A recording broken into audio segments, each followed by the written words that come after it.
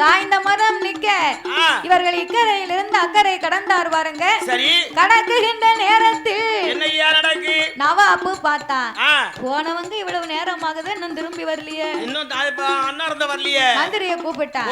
ஏ மந்திரி, போனவங்க இன்னும் திரும்பி வர, நீ போய் பார்த்துட்டு வா. போய் பாட்டு வா, என்ன பண்றாங்கன்னு பாரு. அப்படி என்று சொன்ன போது அந்த நவாப்பு மன்னனுடைய வார்த்தையை கேட்டு அரண்மனையை விட்டல்ல